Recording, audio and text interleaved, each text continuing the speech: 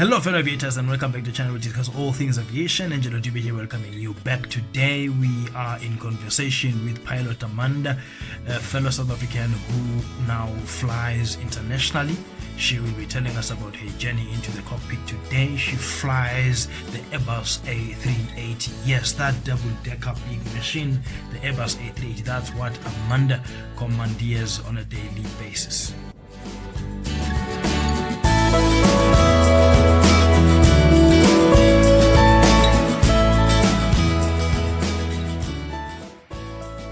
Okay, first of all, I need to welcome you and thank you for pulling through and for agreeing to do this with us. Amanda, thanks so much, Amanda. Perhaps for our viewers, you want to sort of tell us a little bit about yourself. Mm-hmm. How far back am I going? Am I going to the beginning? That is totally within your control. Whatever you're comfortable with, whatever you think that an aspiring girl child would want to know about you, so that they know that you didn't just fall from heaven and boom, you're in the cockpit, whatever you're comfortable with.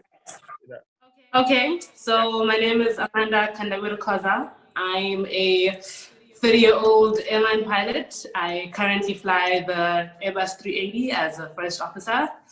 But as for my life, I'm born and bred in Soweto. It's home, it's what I know, it's where I grew up. High school, I went to boarding school and I started flying straight after matric. So flying is literally all I know. So if it's 2020 now, it means I have been flying for 12 years. So it's been 12 years since I did my intro flight. And it's been a good 12 years. It's been a rocky 12 years, but even through the lows, I wouldn't trade the journey for anything. Really. Okay. So what would you say, got you interested in aviation? Of all the careers out there. I was very fortunate where I knew what I wanted to do from a small age. So my mom's side of the family, Khoza, so she's from the Eastern Cape. So normally going to the Eastern Cape was always either a bus trip or hitching a ride with somebody because my parents didn't have a car. So this one particular school holiday, my parents couldn't get leave, so I was stuck. So it was just me, and because I'm an only child, they didn't want to leave me alone during the day. So they decided the safest way to get her to the Eastern Cape is if we book her a flight. So that first flight I did was the one and only flight I needed to do for me to be like, this is it, this is what I'm gonna do when I grow up. So yeah, that's what I'm saying. I was very fortunate to know from that moment. And I grew up saying that's what I wanted to do. Okay, awesome. So your story is pretty much similar to most aviators who love the field. I mean, it's a childhood dream. You got to pursue it, whatever it takes. Yeah, awesome. You say you went to boarding school, and what subjects do you think prepared you for aviation training?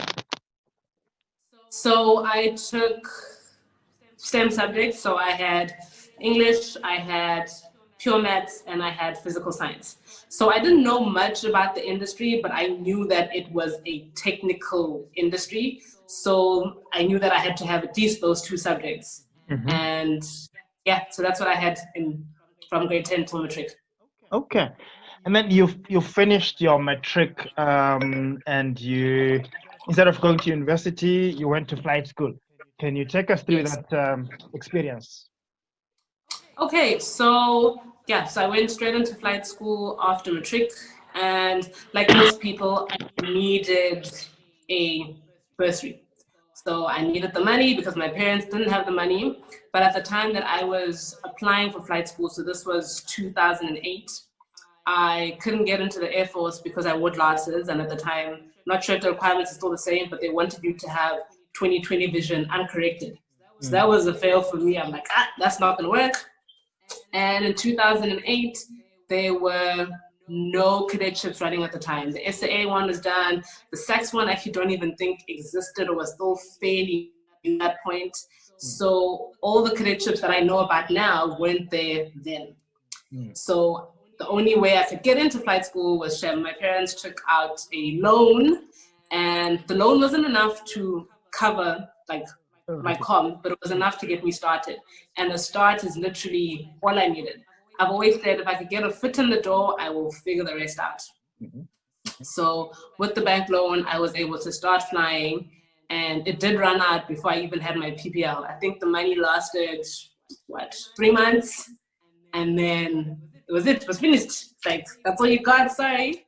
So I applied for a reception job, because remember now I'm literally starting flying fresh out of high school, so I don't have another qualification. So I can't go do something else to earn a living to be able to do this. So pushing paper and admin is the only thing I could apply for, but I did it anyway. And eventually I was able to get my PPL. So from PPL, for the next about year and a half after my PPL, I worked full-time and studied/flew part-time.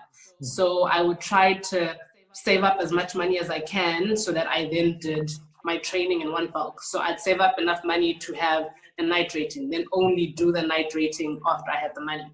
Then I'd save up enough money to do CPL ground school, and then I'd attend evening classes when I worked during the day. So that's how I did it. So I'd save up my money in bulk, and then once I had enough to at least get me something, that's when I would go back to the flying. Okay. So yeah, so I did that. I did save for about a year and a half, and then eventually I got a bursary. So I was fortunate, and I got a fully funded bursary that paid for the rest of my training up until comm, accommodation, the works. Wow. Okay. Interesting point there you raised. You said your philosophy was, if I get a foot in the door, I'll figure the rest out. In other words, you're not waiting for all the traffic lights to turn green before you move. No. Just one of them is green, you move. That's one. Yeah. Yeah. Awesome. And it did pay off, because look, your parents did not. Because it worked now. I got to this point in life, so it worked out. Awesome. All right. So you finished your comm. That's still training in South Africa there, right? Yes. Okay. And then Yes. you also did your subjects for ATPL? Yes, so I did my CPL, and then after my CPL, I wrote my subjects for my ATPL. So when I started job hunting, I was officially hunting with the frozen ATP. Okay. What were the challenges and highlights during the entire period of your training, from start to finish? Definitely the funding was the biggest challenge, and I'm not talking about it in like a monetary aspect. Like, yes, it sucks to not have money, but it's everything associated with the not having the money. That's the problem. I think the hardest thing in flying is having to do the start-stop. So it's like you start, you are riding this high because you're finally getting to live your dream and you're working towards this thing that you want. And then one day you wake up and it's like paused, and you don't know how long it's paused for. It's like an indefinite wait for another high or another moment where something good is going to happen. So I think for me, that was the hardest part of the training, is just that keeping myself going through the lows. But the definite highs were every time I did get the chance to go back to flying. So I think that's why I've appreciated my career so much, because I've experienced moments where I couldn't fly. So when I do get to fly, it's always that this is what I've been working towards, and I enjoy it, because it feels as though it's always temporary, because life happens, and 2020 has shown us life can literally happen at any point. So for me, the highs has just always been able to savor the fact that I'm flying. I get to do this. Now, the transition from job hunting to actually landing your first job, how was that experience? It was, I thought my flying school was trying times, but no, the job hunting was even more trying, because now you think it always feels like the hardship you're in is the hardest hardship you'll ever experience in your life. So when you then experience something worse than what you've been through, you're just like, when does life give me this break, So that was the hardest part for me, because I'm like, because I struggled so much to get this license, I thought, okay, now that I have it, the journey is going to become a little easier. So when it doesn't, it's what's happening now? At what point do I start to reap the rewards that everyone keeps telling me I will get to reap, you know? But you kind of keep pushing through the job hunt, and you push through all the no's, because it's like that door. You only just need one yes. You just need that first job. And that first job is what's going to give you the experience to be able to apply for your next job and your next job. So the thing is about job hunting is just having the consistency to keep going even when people say no.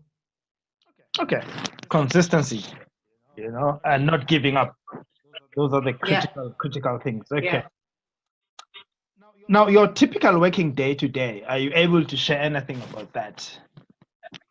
Yeah, so because now this is my third airline job, so it pretty much is standard for each company as a first officer.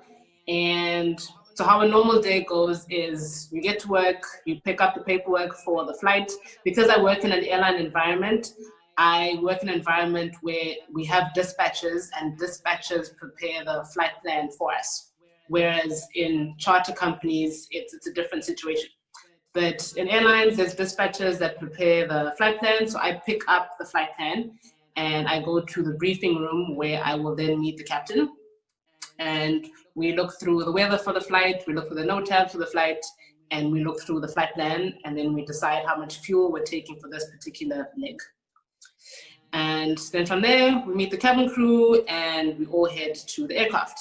So in the company that I work in, and because I fly Airbus, it's pilot flying and pilot monitoring as opposed to captain and first officer duties. So if I'm the pilot monitoring, I will then do the pre-flight. So if the captain is the pilot monitoring, he will then do the pre-flight. So this is different from company to company, because there's some companies where the captain does a pre-flight and other companies where the first officer does a pre-flight. So this time around, it's just specific to the Airbus that I'm flying and the procedures that the company uses. Okay. So yeah, and because now all I do is international flights, I don't do any domestics. I fly one leg and get to the destination, and I hop off and I get to enjoy my layover before we repeat the process and come back. Whereas before, when I was flying regionally in South Africa, if I'm doing 4 flights in one day, we're basically going to do this process 4 times. We are doing this discussion in August, which is Women's Month in South Africa. And you are the second female pilot I've managed to get through and be able to interview. There's an abundance of us guys out there, you know, so many male pilots, and it's visible even as you go through the airports every day. And I want us to talk about that now, the chances of the girl child to actually enter the cockpit. I was recently reviewing statistics from CAA, and I was looking at how many people hold the ATPL license in South Africa, and the numbers were very, very damning. You know, women were almost sitting at 8% of the entire ATPL license holders in South Africa. What can be done, you know, by so many stakeholders in society? What can be done to allow the girl child to actually ascend to the cockpit as well? I think honestly, this boils down to constant opportunity, because when we look at high school kids, first of all, it starts off, even primary school, children in general, it starts off with exposure. If they don't get the exposure, they never know what they can be. Therefore, being a pilot might never be on the list of things they want to do in their lives. So if we can get exposure out there from kids to primary school to high school kids, now you've given them the option of potentially pursuing this career. But once they make that choice, they need the support, they need the opportunity, they need the funding. So all those things need to tie in together in order for the girl child to succeed. Because it's one thing to get into the industry, but you need so much help to stay in it. So until you catch your big break, whatever that big break is, you need assistance to get that big break. There needs to be opportunities for low-time pilots. There needs to be growth in the company. I mean, it's one thing to get the opportunity, but if there's no career growth, there can never be career progression, which means then the person is potentially stuck in the first job they got to. And we all know in order to get your ATPL, you need certain different experiences for you to meet the requirements to test for the license. So all those things play into this whole thing of trying to get more females as ATPL holders. I mean, now, given there's more females than there's ever been, but we're at that uncomfortable stage now where you now have an influx of low com pilots, but you don't have enough female ATP pilots. But that's the thing, where the system then has to offer the opportunities for them to be able to build the hours in order to get the experience to test for the license. Because if you end up flying single engine pistons for 5 years without being able to vary the type of work you do, you'll never tick all the boxes to be able to test for the license. We are sitting in 2020, a year that nobody could predict how it would go. I mean, we all thought this year I'm getting whatever goal I've been working towards. But 2020 was like, dude, chill, not now. And obviously the industry was affected.